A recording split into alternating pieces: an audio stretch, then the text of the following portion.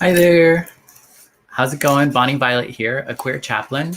And in case you don't know where you are, this is Dragon Spirituality, our named and known series. Wanted to take a moment to acknowledge our partners who have made this possible, and that's Urban Village Church. Urban Village Church is located in Chicago, Illinois, and we are on episode 3 of this series, so we'll be interviewing Stargirl. All of our artists are Chicago-based, and we are just taking some time to interview them, to get to know them, to know more about their drag and their spirituality and how the two may exist together, maybe how they haven't in the past, that sort of thing.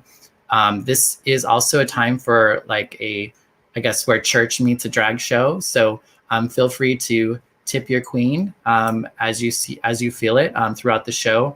Stargirl's Venmo is at Stargirl Drag. You can see it there on the screen.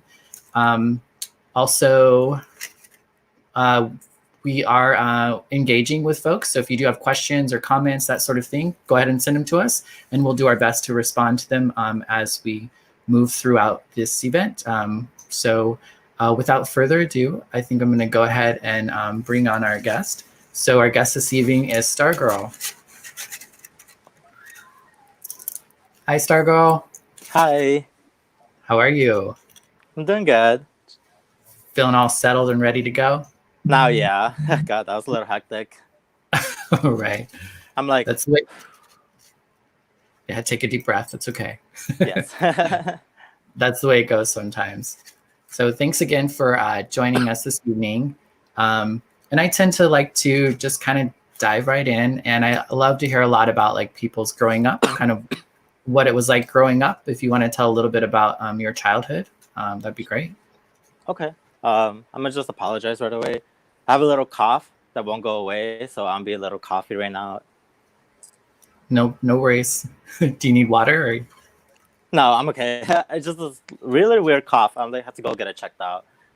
It just won't go away. It might be bronchitis or something. I don't know. All right. So I was born and raised here in Chicago. So I'm a Chicagoan, and you know, Chicagoans are like very proud, and you know, I love my city. I love being in Chicago. You know, So I was born and raised on the southwest side, actually, and my parents are both immigrants, actually. So you know, we've been through a struggle. You know, well, at least my parents, at least when it comes to like trying to come to the United States and live the American dream, pretty much, you know. And well, like growing up was a little rough at times because, you know, with that being a struggle and like being a little kid, you don't understand like why your parents are being treated differently, why they don't have more opportunities than most people, you know. And that was something that I really struggled with when I was little, like understanding. I get it now, you know, obviously, but other than that, like I said, there was some hard times because of that, you know, and there was pretty good times too, you know. Well, obviously, everybody has good childhood memories. Right. Yeah, and did your family do any sort of did they go to church, or did you go to church growing up, or have any sort of like spiritual experience with your family? To be honest, no. Okay. Which is why I was a little skeptical when I was reached out about this, because I was just like, well, I don't know what I could contribute to it, you know. And I'm pretty sure there's like so many more queens that are like, you know, way more into spirituality. Like Mick Douche last week, I saw his podcast, and like it was very like wow, you know, he was very informative, and I learned a lot about from his side, and I was just like, well, what can I say, you know? But at the same time, I do have my opinions. Right. I personally wasn't like raised super religious. We are considered Catholic. I'm gonna say that Hmm. like that because you know we do believe in Jesus and God. We believe in La Virgen de Guadalupe, and you know we do believe in the Catholic like spirituality. Um, that being said, we don't go to church or anything. We have religious figures around the house, but you know it's just very you know weird. Well, like I would say, you know, for me. But Right. like I said, that being said, I do believe in God, and I do believe in faith and love and hope. You know, I do believe in all that. Right. Well, and that's a big part of like this. There are a lot of ways people experience, I think, spirituality. Sometimes it's something that people are super connected to. Other times, I feel like a lot of times there are cultural like connections to spirituality that we might not. I don't know. That's it's just what you're grown up with. So your relationship with it varies, and so that's really a lot why we're interviewing a few different folks is just to kind of get a sense of what your experience is like, and maybe even help, see things that we hadn't, maybe you hadn't seen there before. Um, so, um, so, so it sounds like you grew up around that sort of thing, around like Catholicism, if you will. Yes. Not really going to church or anything like that, which is a lot of our experiences. And when did drag come into play for you? Um. Sorry. Well, I've been doing drag now for 3 years, Mm-hmm. so it was something that I was always interested in. You know, since I came out, I loved going to the like you know, well, being underage, I loved going to like the Pride Festival and seeing the drag shows, especially. You know, not being 21, you couldn't go into the bars and see them. So the only places you could see them was like market days, you know, Pride Mm-hmm. Fest, and so I always loved going to see that. And then it was something that was that really interested me, and I just lived for it. And I don't know, like it was something that I like thought about doing before I even started doing it, but at the time I was in a relationship and in a really like serious relationship, Mm-hmm. and it just wouldn't have worked out like because it was a very controlling, very toxic relationship, and like about mixing drag into that, like the nightlife and all that, it wasn't gonna work out. So Mm-hmm. I kept my mouth shut about it, and that after that breakup, after that breakup, I was like very sad. Obviously, you know, it was a really long relationship, Mm-hmm. and I was like a little like depressed, and I needed something to pull me out of that. And so I literally just picked up drag. Like I Mm-hmm. started experimenting with makeup and just going out to like actual drag shows now because I was able to go out now, and Mm-hmm. I would go out with my girlfriend to see drag shows. Like I didn't know anybody at the time. I didn't know boys sound like that. Well, like Right. no, mine is no. That's it. Not boys sound. Nah, you Right. know what I mean. I'm Mm-hmm. so used to saying that, but no, you know, the gay scene in Chicago. I wasn't Yeah. used to that, but I wanted to. I was interested, you know, to get to know it. Mm-hmm. So And was I'm it sorry. something you had wanted to do prior to this? So like during Yeah, your for relationship, you just had chosen not to bring it up? exactly yes.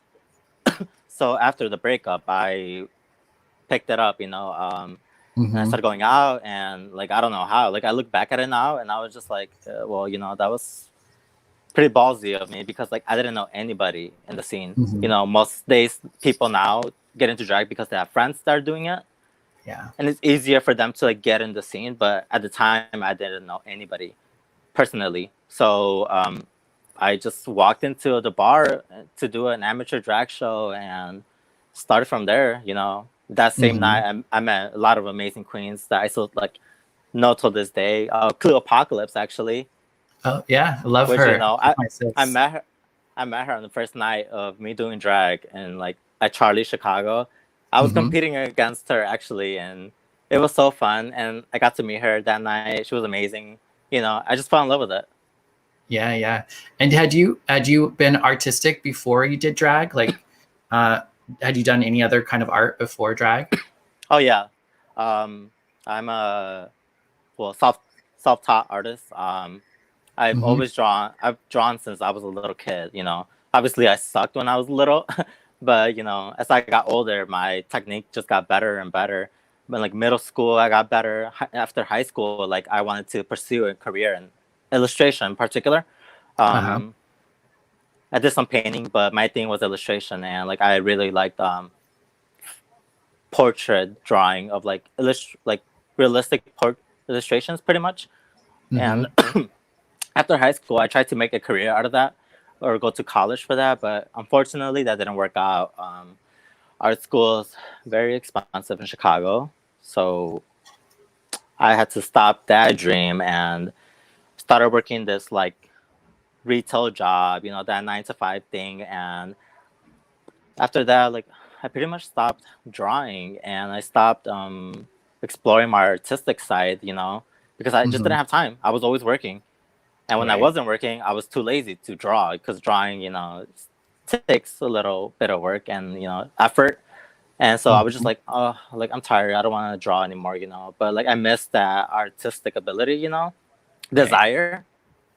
And until I picked up makeup, I was just like, oh my God, this is like what I needed, Because Mm-hmm. it's honestly it's like drawing, but on your face, So Yeah. I was like so happy when I found makeup, because it was a whole new different experience, but still artistic, and it was thing that I was just interested in. Right. It really seems to suit you. I love, like, as soon as I saw I came across one of your looks on Instagram and I was like, oh my God, who is this girl? And I just kept looking at your stuff and I was just like really blown away by your aesthetic and kind of your full, from head to toe kind of looks that you pull together. It's really, really impressive. Oh, thank you so much. I appreciate that. Yeah. Yeah. How would you identify your style of drag? um, well, you know what? When I first started, my drag has changed a lot.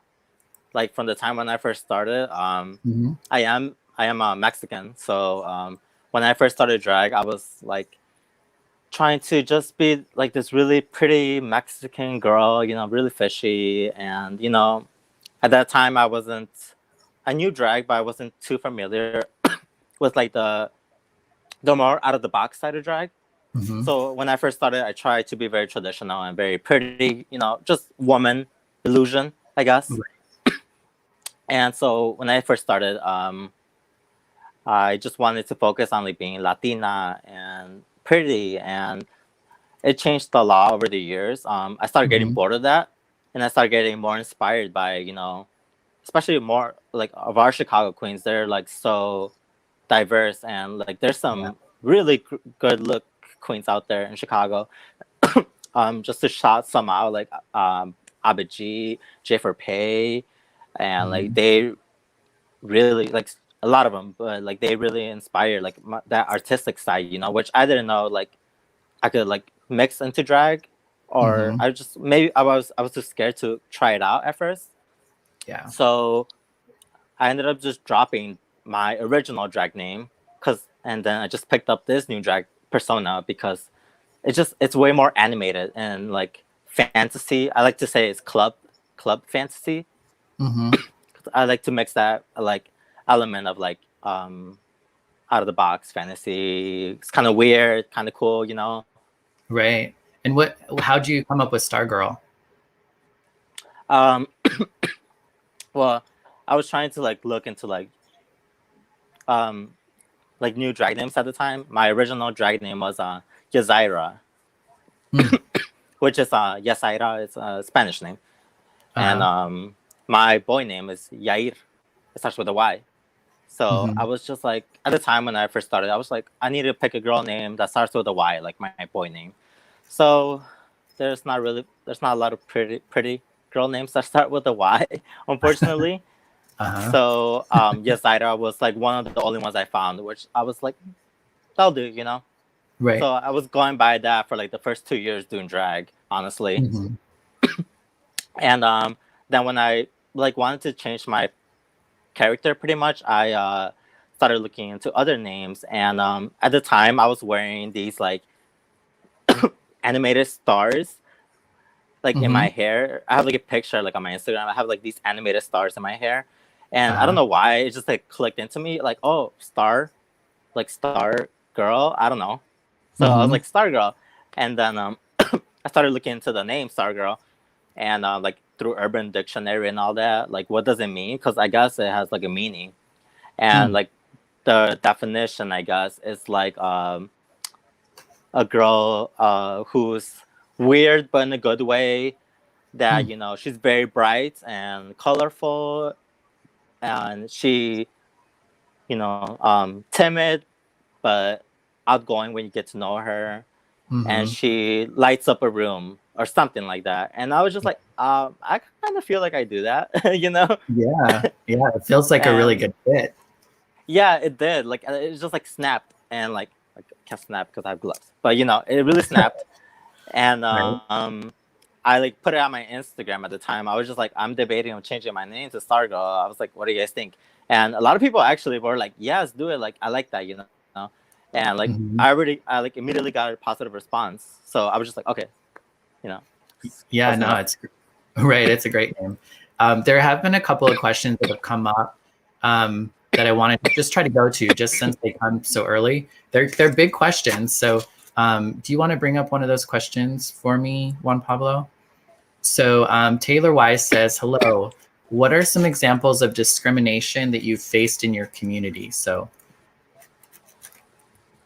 Um, honestly, just be honest. I personally haven't faced any discrimination. I don't know if that's meant towards being gay or Latinx, but Mhm. I mean, either or vice versa. I haven't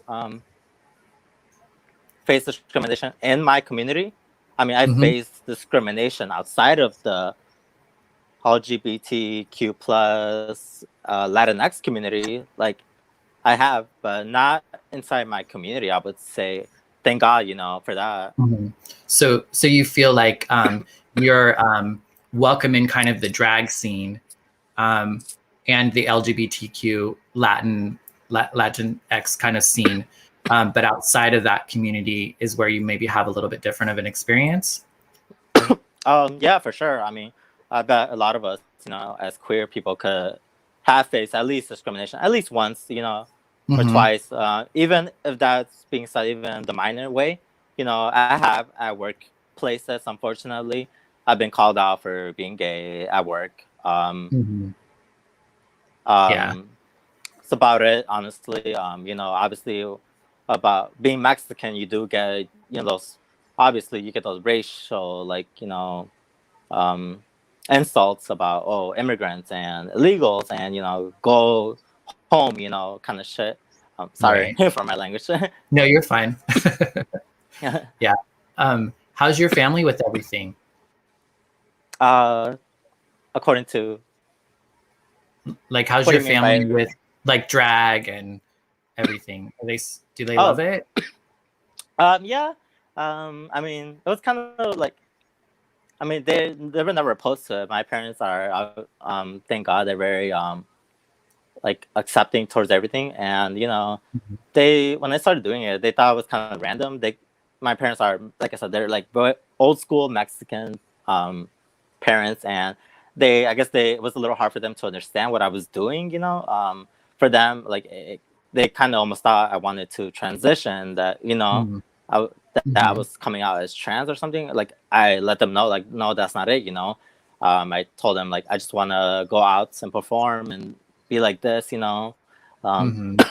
but I mean, my dad. It's a whole different story about my dad, but my mom, who I'm closer to, like, she was definitely interested in it. You know, she was just coming into my room right now, like trying to see what I was doing. You know, like she was interested. She's like, oh, she saw this wig that I did, and she was like, oh, that looks nice. You know, like she likes Uh-huh. it. You know, she's interested in it, which for a Mexican like old school parent, I'm like happy she's that way, because a lot of some Mexican parents tend to be very close minded and you know rough when it Mhm. comes to things like that.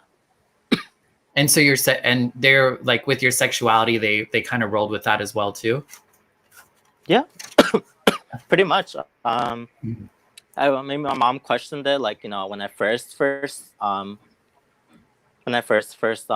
was like showing signs, she Mhm. did question it, a little hesitant, I would say, a little. Um, but I can't blame her. You can't really blame your parents when they're like that. But Right. that being said, I never felt scared to actually say it. It was more of a situation like she didn't have to like ask because she already knew.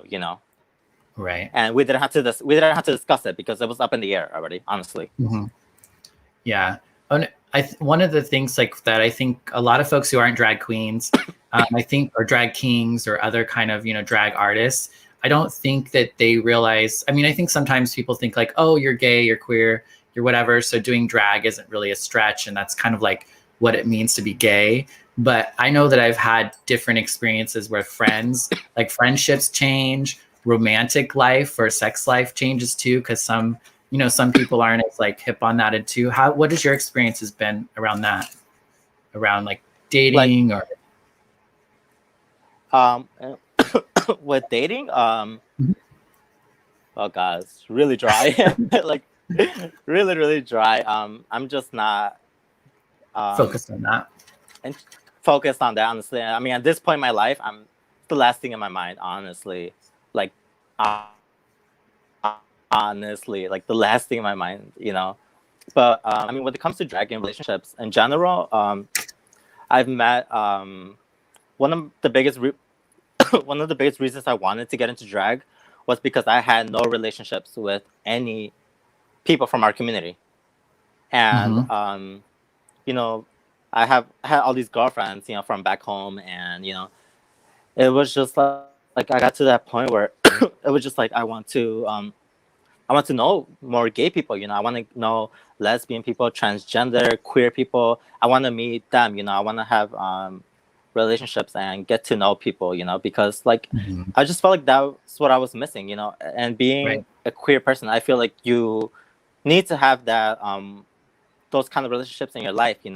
To inspire you to just I feel like it's a necessity almost. And like I was Mm-hmm. craving that necessity. And like one of the main reasons I wanted to get into drag was to have those relationships. And luckily, like, oh my god, I've met some of the most amazing people, like people that I Mm-hmm. call family now. Like Yeah. Yeah. I have like I met those people, and this is what I needed. And Mm-hmm. like I'm so happy for that, honestly. Yeah.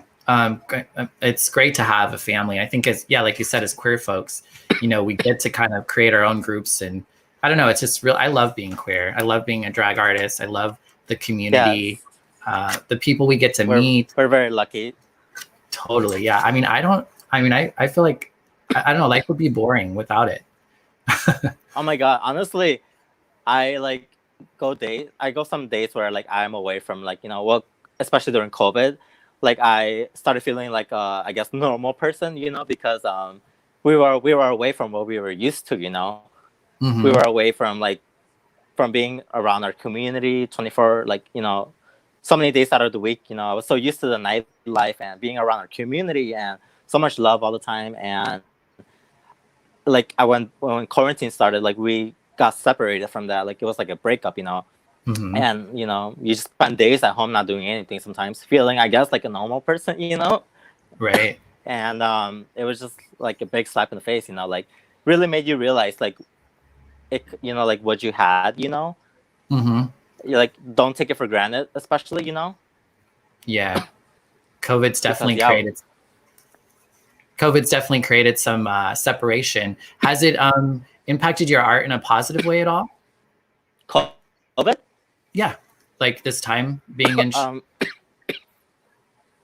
yeah, for sure. Like I said, I'm way just I feel like I can't take for granted, like what we had before COVID, for sure. Now it was Mhm. a big slap in the face, to realize like how things could change like in a in a heartbeat. And it really was, it really gave you like I said, a slap in the face, like wow, like I could have lost everything, that we worked for, Right. So I just don't want to take things for granted from now on, Mm-hmm. And you mentioned a little bit about kind of around gender, and there's a question from Madison. She was asking about gender pronouns. So she was curious as to what your pronouns are out of drag and what they are in drag. Would you like to speak about that? Yeah. Do you mind if I get some water real quick? Yeah, no, go for it real quick. You know what we'll do? We'll just take a little break. We have a little video clip we can play. We'll play that real quick and then we'll come right back, okay? Okay, perfect. Thank you so much. All right. Thank you.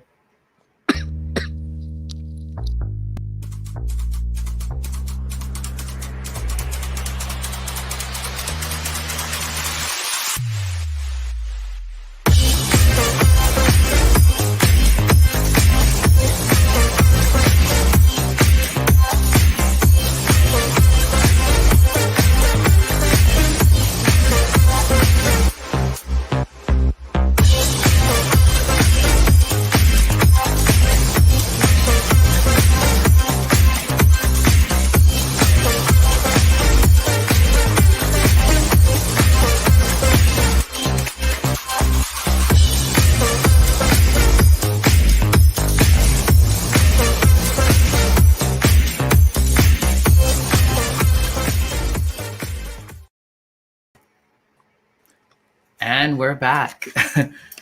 Were you able to get some water? Yes. Thank you so much. No I'm problem. Like choking over here. My throat is just like, I don't know what's happening to me, but I have to go get that checked out. Like it's yeah. It's so not COVID. Right. That's good. Glad to hear that. And you were about to talk about pronouns, just as a reminder. Oh yes. Well, my I go by he, him as a boy. When I'm out of drag, I identify as a man. Man. Right. But in drag, I do go by she, her. But even then, if you call me he in drag, I don't really mind. I'm open towards everything, I guess, when it comes to that. Mm-hmm. Gotcha. That being said, we gotta respect people. When they put a stamp on their pronouns, we gotta respect that for sure. It was something that I learned. Obviously before drag, I didn't even know about any of that. About all the type of people, their pronouns. I didn't know that. So going to the community, it was just one of those things. That very grateful that I was taught about. Yeah, and that's the thing. I think it's newer language for a lot of us, and it's very different culturally. So the big thing is to be asking questions and then just being respectful about it is really important. And everyone has a different relationship with it. Here's a question from Reese. Reese says, your beehive makeup is fantastic. You're very talented. Do you feel a spiritual connection to your artistic expression? Do you feel connected? I wouldn't say it's like a strong spiritual connection, but I mean, I'm very, like I said, I'm not like the most religious person ever, but I do believe in like the love of God, and I do believe in, the gifts that he gives people, So right. I do feel like being able to be artistic, I feel like it's a gift from God, and like he wanted this, like he made us, and he made me like this for some reason, so that's why I like just thank him, and like for allowing me to be this person and have the gift, I guess, of like being artistic, which everybody could be artistic, but like I just have it like in my own way, I guess. Yeah, I know that makes sense. I think a lot of people experience spirituality. I think sometimes religion is kind of like, and religion and spirituality, I think religion has a bad name a lot of the times, but I think like spirituality sometimes, I think just creation and creativity is like a big part of, I think, moments where people can, experience, I don't know, the divine or creating something. Yeah. You know what? How like you said, like religion, maybe it's like a little intimidating. like speaking on that, like I said, it didn't grow up very religious, but when I grew up, I did have at the time that I had some uncles that lived with us at the home, and they Mhm. were very religious. Like my one specific uncle was very religious, and like I'm not gonna lie, being little, I thought I thought it was intimidating, Mhm. because I was just like, like my uncle was very aggressive, maybe like towards it, and he really like pushed it. He would want us to go to church and like all that, and Mhm. like being a little kid, I would hear everything he would tell me, and he would be the one and like that would say, the ridiculous things like, oh, God doesn't love gays, Yeah. he would say stuff like that. So obviously, being a little kid, you don't even know what your orientation is. Yeah, you don't know it, but you do take in consideration the things you hear when you're little, Mhm. and when you hear that, obviously when you start getting the feelings, the gay feelings, you Right. know when you start when you start getting when you start realizing who you are, um, Mhm. you take in consideration the things you heard when you were little, Yeah. and Yeah. like even that, like even like my uncle would say that, but also like I said, my mom is very accepting and all that. But I'm not gonna lie, when I was little, I would hear my mom say things like, about the gays, Mhm. almost like talking down on it. Like Yeah. when we would be watching TV and like there would be like gay people kissing, my mom would be like, "Turn that off," it's gonna Mhm. influence you. Or she would say Right. things like that, very what is it called when they say things that are like, Like influential. Or yeah, no, she would say like very passive aggressive, I guess. oh, okay. Mhm. You know, like not wanting to say like what she actually meant, but you got that vibe Mhm. off it, Yeah. and Did you like did you feel it was because of her religion or God, or more of like a cultural thing? Because like in my family, they weren't church going people, but they definitely had opinions about gay people, that weren't so great. yeah, I think that's what it was with my mom. Especially like I said, I had that uncle, and I think he would like put the bug in her ear a lot about it. Mhm. And I mean, I don't know if they could tell since I was little, but I mean, I think I was obviously gay, like since I was little.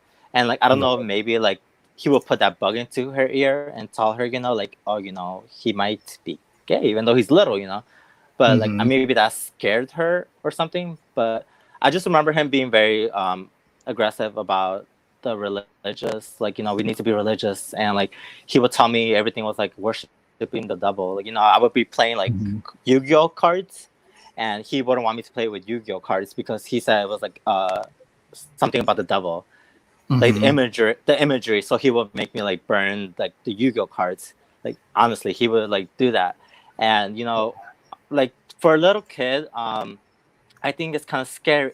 Well, like I was kind of like intimidated by religion and scared Mhm. based off what I saw and what I was hearing. So honestly, it took me like a lot of years to get over that intimidation. Yeah. About because like on religion doesn't have to be that way.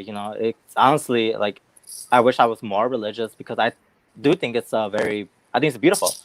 Mhm. And it gives people hope and it gives people that peace that they need sometimes, and I think it's a Right. very positive thing. I think it's very Mhm. positive now, but like I Yeah. said, growing up, it wasn't like that. Yeah, I think a lot of us have had those experiences, especially with religion. And I think that's one of the things that's so magical about this event is, like this is put on by a church who, Yeah. who loves queer people and drag queens and all that. Like we are part of that community if we choose to be, not that we're like some community that they have charity for, or they I don't know, they're trying to save us, so to speak. Like they really know that we're just, we're beautiful, God created like beings, worthy of Yes. love and grace and all that stuff. But there's a lot of places that, you don't get that experience. So I think that's what makes it so important, is to have these spaces that can hold all of us, huh? Yes, for sure. Like when you reached out to me about this, my immediate thought was, wow, like wow, we're mixing religion with this. Like my immediate reaction was like, wow, you know, obviously, because it's just something you don't hear about and see very often. Yeah. Yeah, and I think for a lot of folks, because I identify spirituality as anything that lifts you. So anything that kind of elevates your body and puts you in kind of a space of joy and happiness, you know, like that pulls you out of the darkness, that pulls you out of the sadness, the depression. And that doesn't always have to be like God directly or prayer or that sort of thing, but it can be music, it can be creating something, it can be, you know, for me, I think there's a lot of things that can lift my spirit. And I think drag queens and drag artists have done that for the LGBTQ community forever. You know, I think to some degree they are our spiritual leaders because they have, you know, they've been in the forefront of a lot of activism. They're always on the ones who like they're visibly seen, and you know, and I don't know. I think we're powerful creatures. Yes, definitely. I 1000% agree. Yeah. Let's go to another question. I think maybe Satali's question. What would y'all say is one of the biggest misconceptions that y'all have heard others say about drag or the LGBTQ community? Misconceptions. Mm-hmm. Okay, I'm like kind of slow. I'm not gonna lie. No, that's okay. That means misconceptions means like the biggest like things that are not true, right? Yeah, like things that they think about us that aren't true. Yeah. Oh my god, I sound so stupid. No, you don't. Not at all. Not at all. Okay. I would say man, I don't know. There's so many, honestly. If you really think about it, so much like confusion and so many stereotypes and like so many false allegations about like first of all our community, and second of all like being a drag queen. Like I guess like I don't know. It was so taboo for so long to be a drag queen, you know, and like now it's just starting to normalize. But even then, like you know, it's still I wouldn't say like super normal. It's more better than it was before. Like thank God for that. But like it's just there's so many like false things you hear all the time, and you know people think that drag queens are like sick people sometimes or something. There's cross dressers that you know that you just hear so much negative like shit about it. You know, excuse my language, but you know you really hear like even before like I wanted to do drag, I took in considerations all the things I knew about, you know, all the things I heard about like drag queens, about people, about men that dress up as women, you know. It has such a bad look on it, you know, and like I was honestly intimidated. I think anybody would be intimidated to, you know, walk out of their house dressed the way, you know, that was not normal, considered normal, you know. Right. Yeah, I think that's the power in it. But yeah, there's so many like stigmatized things about like what people think about us too, you know, because I think there was like, you know, that we have to be underground, that I don't know, that we have to hide and be in the shadows in the dark, and you know, like there might be drug use or party and sex and like so like those things happen, you know, like just those things in and of itself aren't bad, but I think people like to, you know, label like things in the extreme when there's really a lot of nuance and a lot of different experience that people have. Again, which is why I think this is really important, just to give people an opportunity to see that we're more than just like freaks, you know, freaks on the stage, that there's more to us, that we have thoughts, we have ideas, we have spirituality, we have goals, we have, you know, joys and challenges, you know, all that sort of stuff. We're human.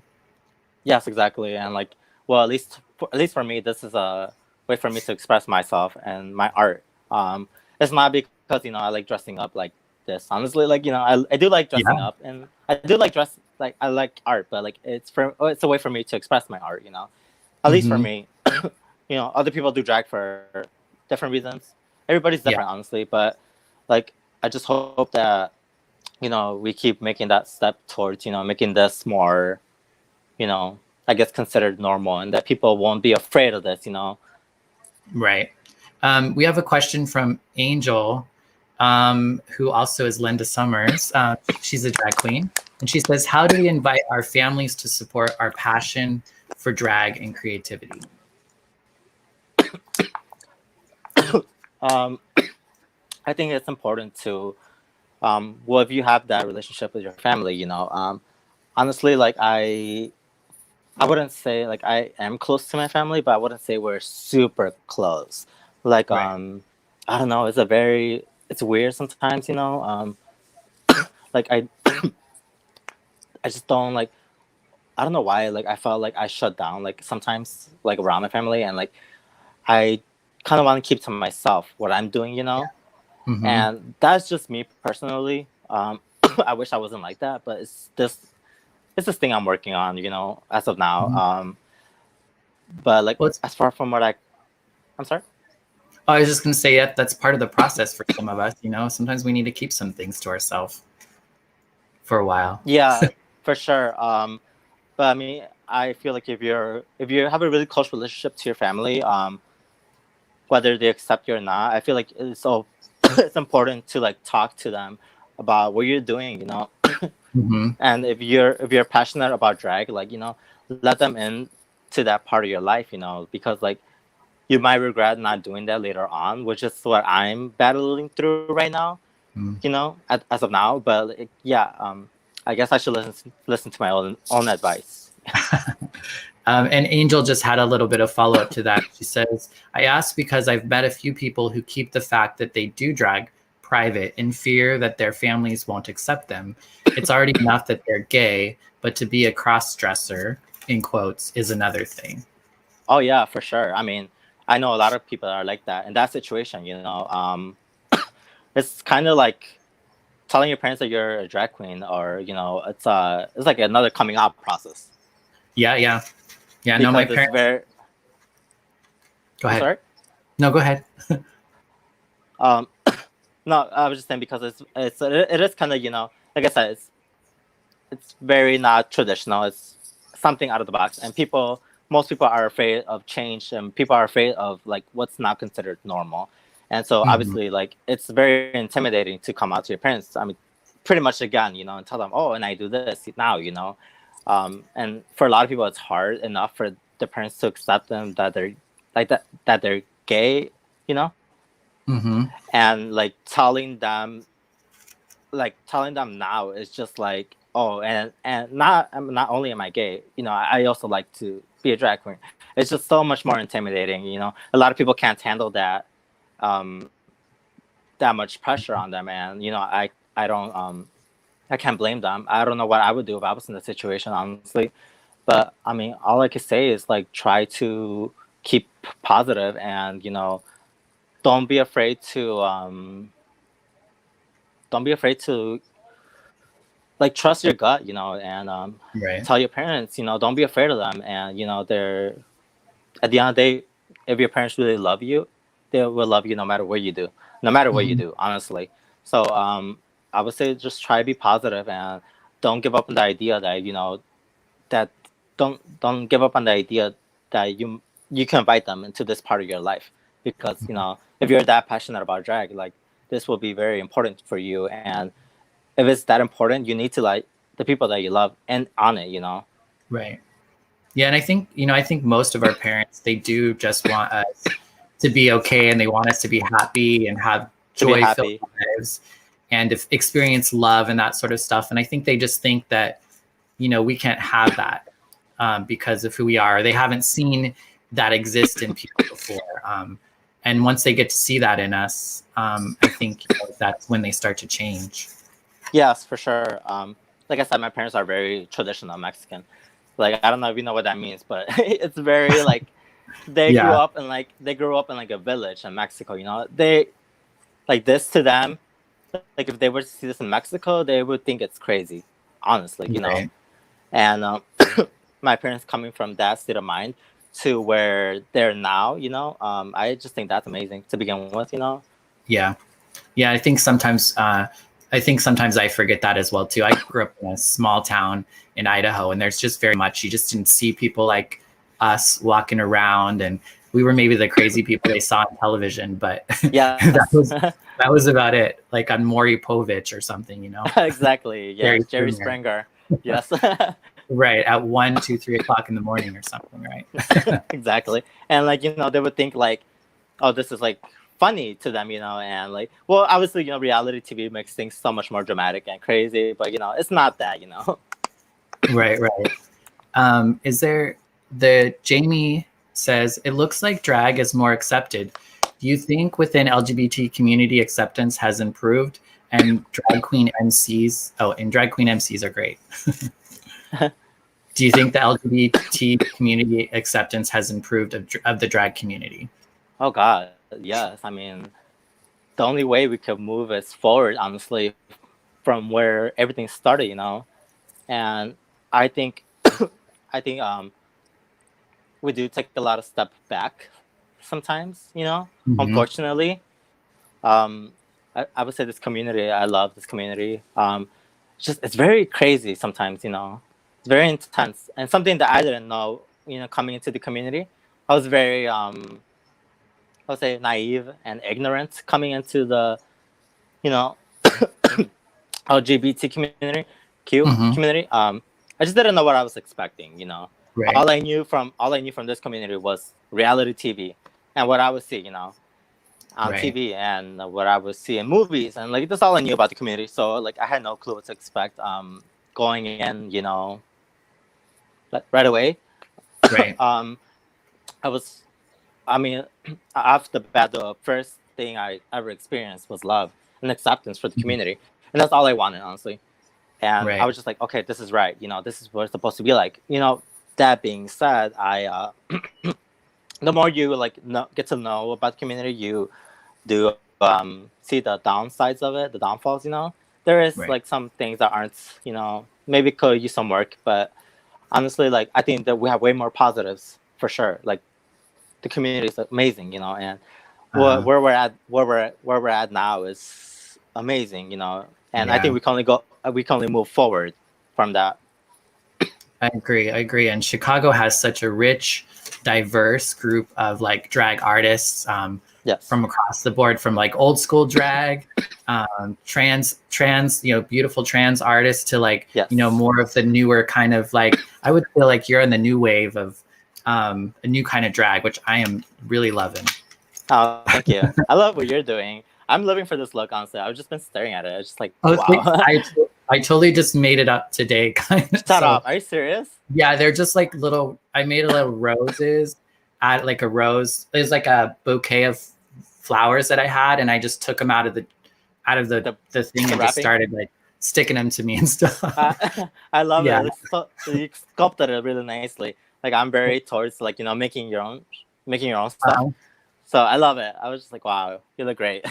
Well, thanks so much. Yeah, I like being more creative too. But it's a lot of the times I end up just putting on whatever I have on anymore, and so it's nice to have an opportunity. I felt like if I was going to be next to you, I had to try to at least do something. Oh my god! So No, you showed yeah, up. so thanks for that inspiration. Yeah, you look great. So we are at the tail end of the interview. I'd love to hear you share like with the audience how folks can find you, maybe share any projects or things that you're working on. Well,